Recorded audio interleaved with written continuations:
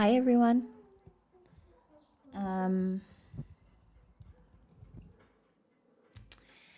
so, this reading it's coming with the energy of a specific channeling. However, I've decided to label it as a collective reading because I think that the energy that I'm going to be addressing in this reading is it's it feels like it applies to a big enough group of us that it becomes like something collective. So starting with that, and then going to open further into energies that you may feel you resonate with so that you can tell off the bat whether or not this reading is for you.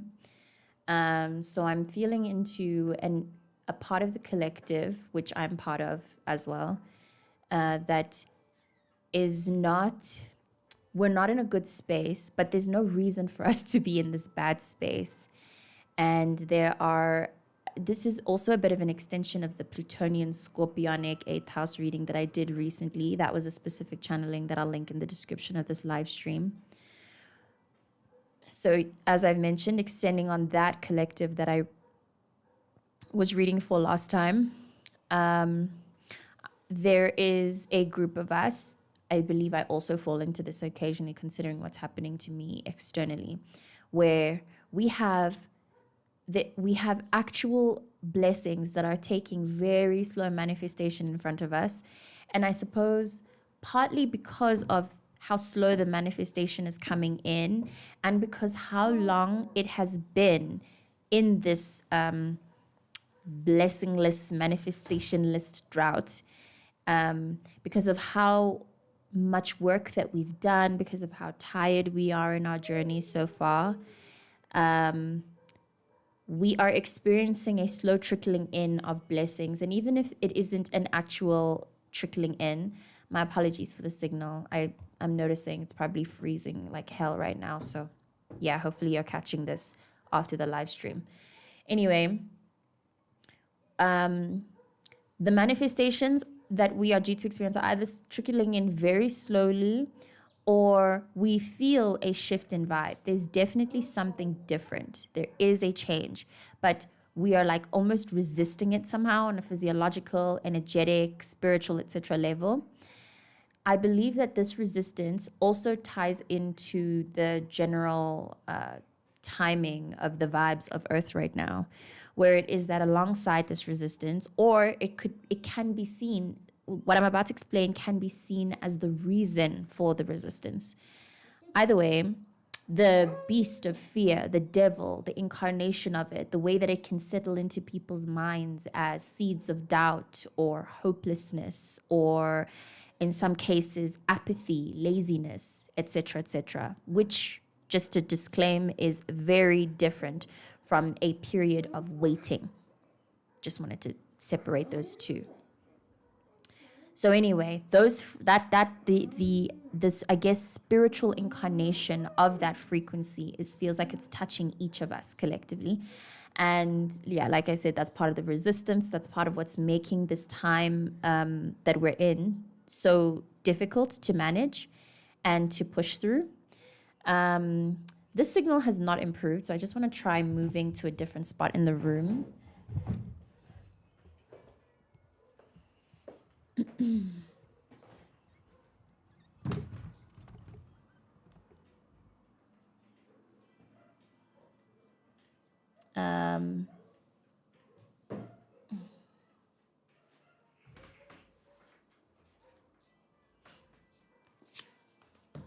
Okay. So it's just shitty signal. I tried. So sorry, I've been so distracted by this poor signal. It just has not improved. Anyway, just wanted to say I tried. So, and I've distracted myself from what I was talking about. I apologize for that. Right, so we're in this, yeah, if you really want to take it that far, this is a kind of spiritual warfare where essentially we are just fighting for our light. And it feels like an extra fight every day. We're very exhausted. If you're somebody who relates to this, again, this is all for resonance factor. If you feel, again, I'm really, this reading is for the intention of addressing what I'm perceiving as blockages. This resistance is a form of blockage. And I'm trying in this reading to see if there's a way to I guess, unpack it more, explore it more. I understand that for some people, this blockage is very intentional by the universe, so that it's not going to be as simple as pulling cards and, oh, there's your answer for how to deal with the blockage. Some of these blockages are there for a reason, and we can't rush our process of processing them. And honestly, I think that for the collective I'm reading for, that is true for a portion of this blockage, resistance, depression, apathy, etc. we're feeling. It feels like there's a part of it, and this is not to cause any kind of fear, more so acceptance. There's a part of this feeling that we're in right now that will not go away no matter how much we try to deal with it, no matter how much yoga we do, or meditation, breath work, whatever. Again, like I'm saying, it feels necessary. It feels like a kind of medicine that if we can learn how to accept, will that process, accepting the fact that it's something that might not change, will change it and alchemize it, just in a sense that it'll just start to feel better in our bodies. Because I think that's the biggest issue right now for me, is that it just hasn't been feeling good in my body. And yeah, it hasn't been feeling good, and we are worth feeling good. You know, we're worth appreciating the sensualities of life within our vessels.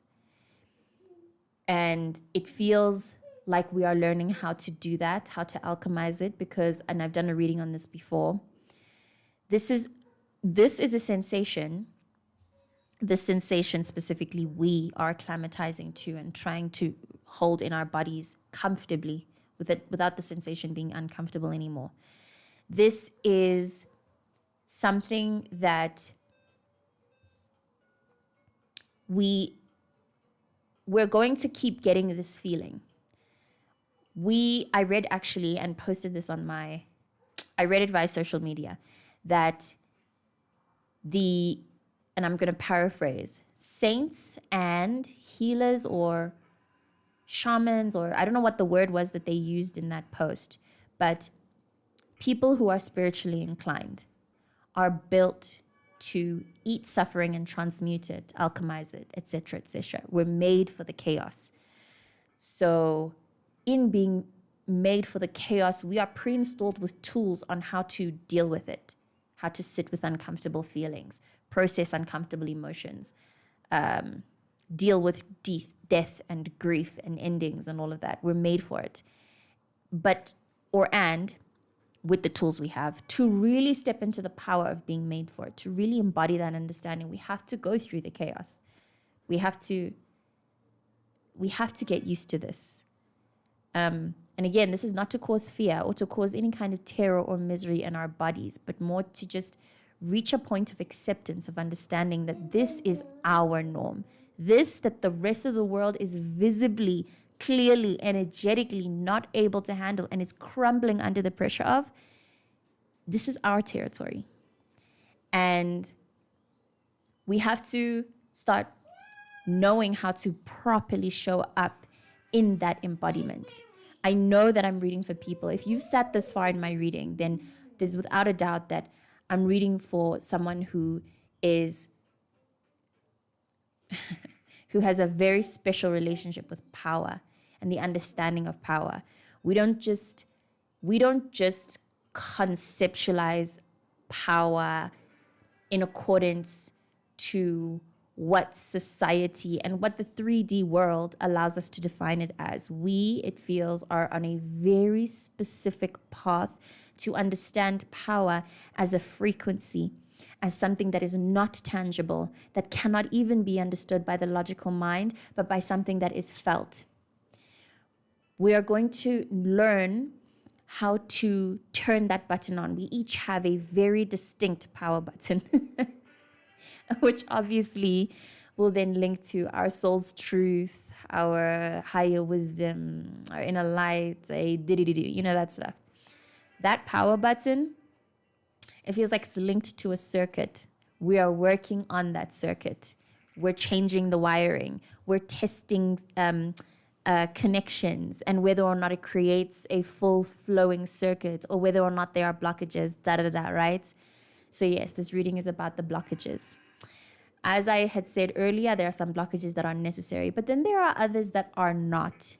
That is almost as if, like I described, that fear incarnation, the blockages within our circuits were put there on purpose. That's a whole separate conversation about what that purpose is. But the point is that there are some blockages that are not ours, that we are in full sovereign right. We have the right. We have the access. It is ours very naturally to remove those blockages and say, that does not belong to me. That is not something that I choose to go about my perceptions with. I don't want that as part of my life programming. It is very hard. Again, I've done a reading on this. It is very difficult to remove those viruses. We are pinching at every single tentacle that is lodged within each of our motherboards, and we have to pick it out. It's like a very careful surgical removal because, like, medical terms, again, I know I've said this before, this is like surgery. This is like life-altering, detailed, right next to the heart vessel surgery, right next to an important artery, where if we do the wrong thing, we could... Well, actually, no, there's no wrong thing to do. But the point is that this is careful. It's very detailed. It's very intense. There are a lot of lodged in things that are not ours, that are very urgently not ours. Maybe before we used to identify it because we were in a state of victimhood and we felt a lot less mature, especially spiritually, than we do now. But now we are at a level where we're ready to take responsibility for our lives, for the parts of our lives that we can. We're ready to responsibly surrender and practice a level of delusion that will manifest our desires like magic. We are ready to live a magical life, miraculous, where synchronicities happen at the drop of a coin, and it's very casual when you can telepathically communicate with someone, or where you share dream experiences with someone and you reach out and you say, hey, last night I had a dream about you, and they reply, oh my God, me too. And we were in this place, and they go, me too. That kind of divine, otherworldly, ethereal connection with other people is standard in the worlds that we are manifesting for ourselves. And we're at a point where we need to get very serious about picking at all of the programmings that block that experience for us, because that's all that it is. That's the only reason why those things aren't happening right now, is because there are blockages with regards to our beliefs and what we understand about our living experiences, what we've understood so far, that affect the way that we can understand them in the future. We're clearing all of that out. They're like gray clouds in the sky of our magical life experiences. So I'm going to pull cards now. I feel like I've done enough talking. And again, this is, by now, if what I've said has not resonated, then you shouldn't watch further. And thank you for watching so far. I'm going to pull cards now, addressing our blockages. Hey, Piladi. Yeah, sorry about the signal. I'd apologized earlier about this. It's just bad today. But I didn't intend on this to be a live recording. This was supposed to just be like a collective reading. So yes, pulling cards on what our blockages are, what the viruses in our systems are, how we can clear them, and bearing in mind that we need to accept what it is that we can't clear, because again, I emphasize there are some blockages that will not clear out. For my example, I have part of my blockage has been in the sensation of loneliness and depression and how that they link together. The overall experience of how when you die, it's just you in that coffin has always been very heavy for me, and it's been magnified very fully for my Saturn return. That's a blockage that's not supposed to be like removed in the virus removal sense, but more supposed to be accepted. I'm coming to terms with accepting the fact that life is an inherently lonely experience, but that's not supposed to be a bad or disempowering thing. It's more supposed to be a yay, I'm autonomous, and yay, individual, me thing, you know? So that kind of thing, which translates in my life as like a kind of a little bit of a lull of a depression that's gonna just kind of hover over me for the rest of my life, I think. But it's fine, you know, because it's medicine, it's the jewel, the light and the dark both have to exist for me to understand either one. That was just an example. And we'll pull cards now to understand our collective experience and examples of what we are going through.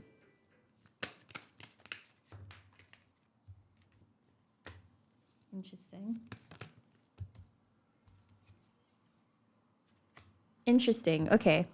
So we got the Knight of Cups, and I don't get the Knight of Cups often, to be quite honest. I couldn't even look at it and try to understand off the bat. I'm using my amateur understanding of the Knight of Cups as a romantic offering. And actually that might link to what the blockage could be. This one is a very specific one though, and ties to part of what my inner teenager is processing. So the specific channelings for people who may have been feeling into that loneliness frequency, where we are loneliness and yearning. We are holding the pain, I guess, of not having a life partner or romantic partner or just a partner in general to be able to experience life with. We may also be processing that karmic loop of attracting romantic partners that reflect karma, of attracting karmic relationships, yes. And we're settling right now into the disappointment of having so consistently attracted karmic relationships and not one true one that can make us feel safe. That feeling or that expectancy of having the other make us feel safe instead of taking on the responsibility of having our own selves feel safe. Very random channeling though. Be aware of that part as well. There's nothing much to expand on that except for the fact that, and I feel, because I know, and I'm trying to practice and it's difficult, but you know that no one else is responsible for making you feel safe but you. So go to the extent of treating yourself as a friend. I read this comment on a post about depression where they asked, what are your unhinged ways of how to deal with those feelings? I read a comment that said that you should treat yourself as if you are your own sick patient, and you literally adjust your inner voice to say, it doesn't feel like you're not feeling too good right now. You want to go lie down? Should we go watch something? Turn that inner voice into an actual other friend. You know what I mean? Patient, whatever. But I like the term friend because, friendships. So that could be something you may need to practice. But I'm going to read the interpretation of the Nine of Cups to understand what this could mean in terms of a signal of blockage. I really couldn't even... I'm so far removed from the interpretation and from why it would come into this reading. I don't see it right now, I must admit. So the Knight of Cups, the title of the descriptive paragraph is called A Quest for Feeling. Quiet inner strength and harmony. A quest for knowledge and inner integrity. A detached, somewhat reserved figure, intent on his own processes. A man whose shyness keeps him separate, but his inner world is rich indeed. Someone well worth getting to know. And then we have the Ten of Discs. and the Chariot. I'm receiving the frequency of a black sheep. So if you're somebody who relates to that, hey Pearl, if you're somebody who relates to that positioning in your family, then that may be part of what the blockage is that needs to be addressed. Your positioning, your black sheep positioning, not just in your direct family, but in your bloodline. I feel called to mention the fact that to mention the fact that you are highly likely an individual who's not just different in your direct family, but you're the first of your kind for many, many bloodlines. And obviously with the modernity that we are living in right now, you can only go so far back before it really is that no one's like you, because no one's living in a time like this. No one grew up or evolved in a time like this with access to the information that you've had in this lifetime. So it really is that you are one of one.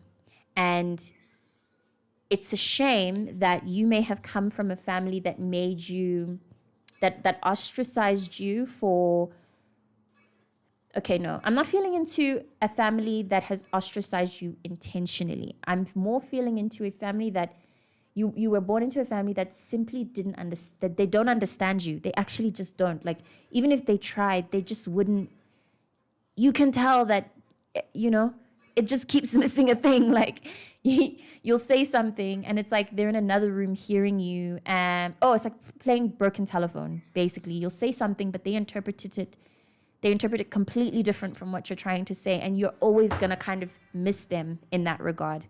So that they put you in a kind of lifelong position of like yearning for a connection. And again, this is not on purpose. This is not to blame anyone. It's just something that unfortunately happened. It's part of your story.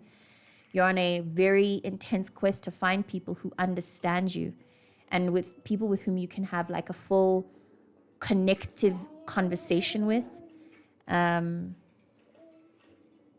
But mostly this energy is to highlight and bring attention to the fact that you are the first of your kind in your bloodline to be living the way that you do, thinking the way that you do, making the choices that you have in your life, right down to possibly the way that you are actively having faith in your material world. You may be the type like me who I'm not desperate for like money. I don't know. I guess I'm lucky in that sense because that's not really hard for me. I'm mostly focused on my spiritual world, so that I don't put too much pressure or attention on my material world. And it's very natural for me to have faith that everything is going to work out there. Like if there's any kind of sum of money that I need, I've never really struggled with manifesting it. That kind of thing, You're the first in your bloodline to think so abundantly about your connection with the material world. Previous people in your bloodline were living for survival. You are not at all on that survival frequency. You're more concerned with the spiritual achievements of abundance versus the material kind. I'm also receiving that this could be like a blessing of like an upgrade of your spiritual gifts. So if you're somebody who possibly needed to, or maybe you feel called to initiate, but you haven't been sure where to start, you may get the steps to that, so that this blockage that you're feeling, so the blockage that you're feeling is largely spiritual. It has to do with the gifts that you need to be initiated into. You will be helped, you will be assisted by your lineage, by your ancestors, with the next steps on what to do. This could also be true if you do not resonate with the need to be initiated or anything, but you've always felt a sense of the fact that you're like gifted and aware of other realms. Something about you receiving more knowledge on how to handle this realm with regards to your connection to the spiritual realm. This also feels connected to Istunywa. You may have one. And trust essentially on your angels, guides, whoever it is you walk with, to give you answers on something that you've been yearning for a long enough time now. It may have to do with romance, relationships, whatever, but all of that, especially with regards to you, you have to remember that everything to do with your material world is in direct connection with your spiritual world and your spiritual well-being. As within, so without is very literal for you. This is all to say that the blockage, the blockage that is in your life is, it's in your control to be cleared, and you have the tools within you, and you can just wait it out. This is also an extension of the last collective reading that I did, which I will also link in the description. You can wait your process out. You are connected to the essence of life. So the essence of life can signal within your literal heart for you to make an action and do something. You can trust in that impulse, and you can trust that if you haven't felt the impulse to do anything yet, then it's because you are not meant to do anything yet. Wait. You can wait. You are safe to wait. No opportunities will be missed. An extension of what I was talking about earlier. If you've been feeling specifically like you are lazy or like you have been procrastinating or whatever, it's for a reason. So that those labels that you are lazy, that you are procrastinating, those are not true. You simply haven't received the impulse to do something, and you will in perfect time. Trust it. And 9 of Cups beneath the deck, which I don't think, which is, I think, is a nice closing card. I thought I was going to shuffle. I told myself I need to see what's underneath, and this is enough. This is also, I believe, symbolic of the flow that was going to follow after we clear and address the blockage. I'd like to just sit with these 3 cards a little bit more to see if there are any versions of this blockage that I'm missing. It's definitely an emotional thing, so that you should cry not if, you should cry. Crying will be helpful. It will be a cathartic release for you. Yeah. I can't untap into the romance part of it, and I'm not sure I understand why that is.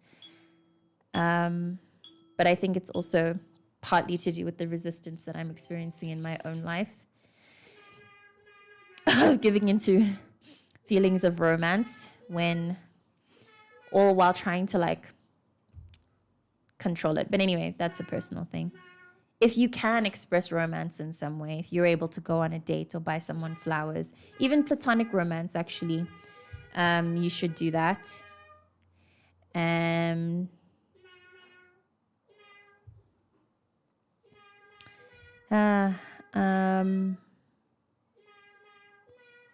Yeah, I'm feeling distracted by my child's game. But I feel like I've mentioned everything that needs to be mentioned, and I didn't want this reading to be too long. And I also feel like, given what I'm feeling is the otherworldly power of this blockage. And I guess I'll be repeating it for the 3rd time now, that there are some blockages we really need to accept. This blockage that came with this live stream feels it feels big. It feels archaic, and like it's not just ours. It's something that came with our heritage. The blockage we are processing, experiencing now with regards to our emotional space is something that our grandparents probably experienced in their life, so that the tools to overcome it are definitely within us somewhere. Even if it's not in our heart space, it's in our DNA, and it really will come in front of us when it's time for us to heal through it. So I'm feeling, I want to say be patient, right? But I also don't think that, I think what the main lesson is to trust in your impulses and instincts and inspirations to do things. If you feel in a very random moment, the next moment, can you please put on the volume, baby? Can you please put on the volume a bit? Thank you.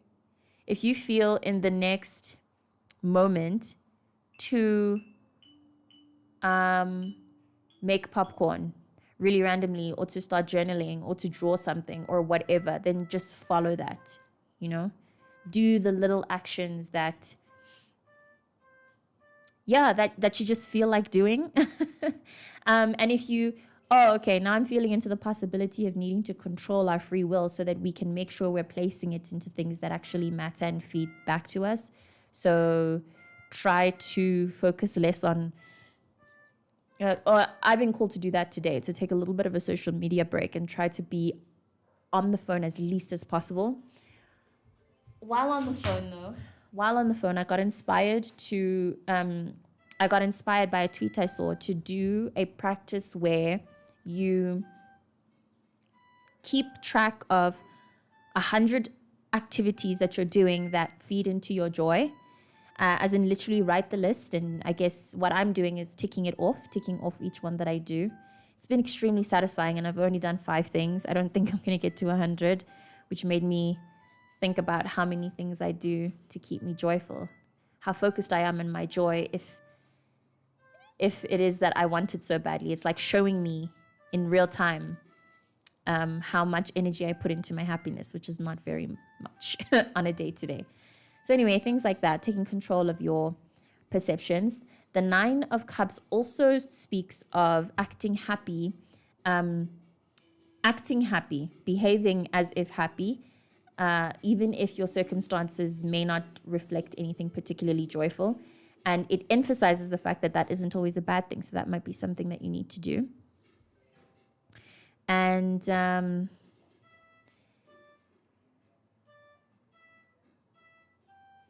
not really receiving anything else outside of that. Trusting in your impulses, trusting in your intuition and the things that your gut draws you to is most important here for me. It'll fulfill the yearning in some way. It'll balance the emotions somehow, or the emotions will balance themselves and you'll suddenly feel inspired to cry just out of nowhere. Something like that, So all my love to us during this process. It feels upbeat. Like I said in the beginning, it feels pretty upbeat, like everything's fine, but we're dealing with something that's just doesn't feel good. Feels like an extra stretch to have to focus on joy and happiness. It's really exhausting to hold that frequency up.